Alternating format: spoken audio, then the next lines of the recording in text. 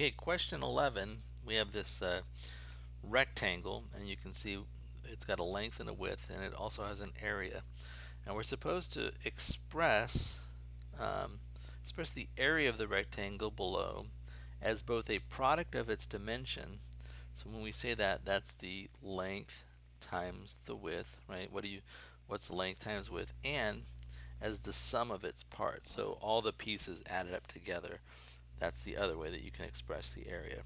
And we looked at it, this numerical example in class. Let's say that I've got a rectangle that's 3 by 4.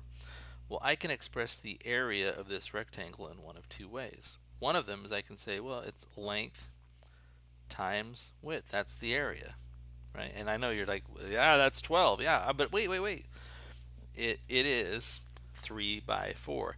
And by the way, there's a lot of triangles, or rectangles rather, that have an area of 12 that don't look like this one, right? I could have a 2 by 6 rectangle or a 1 by 12 rectangle, right? And those would still have an area of 12, but this one has a length of 3 and a width of 4, and it has an area, if you count, of 1, 2, 3, 4, 5, 6, 7, 8, 9, 10, 11, 12. Each of these are parts of the area, right? And the sum of the parts, if I add them all up, and they're all 1 by 1, they're all 1 unit squares, right? The area can also be expressed as 12 square units. So there's the two ways that we can express the area, the length times width, the 3 times 4, and we can also express it as the sum of the 12 unit tiles.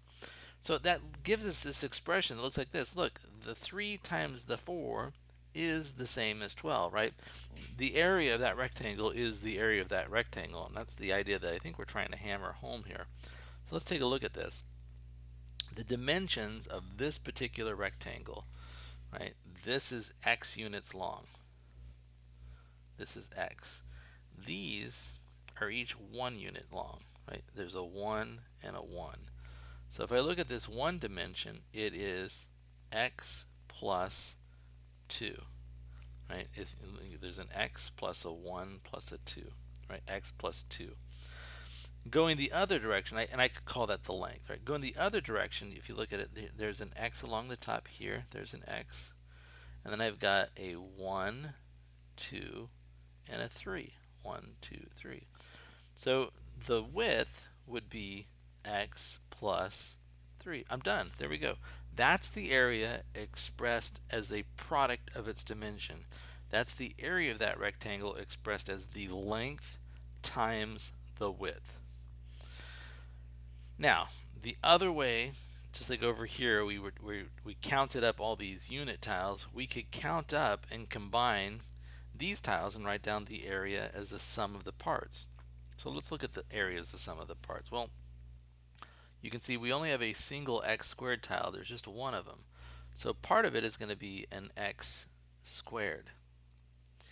And then if you look, I've got 1, 2, 3, 4, 5 x's. So I'm going to have a plus 5 x's.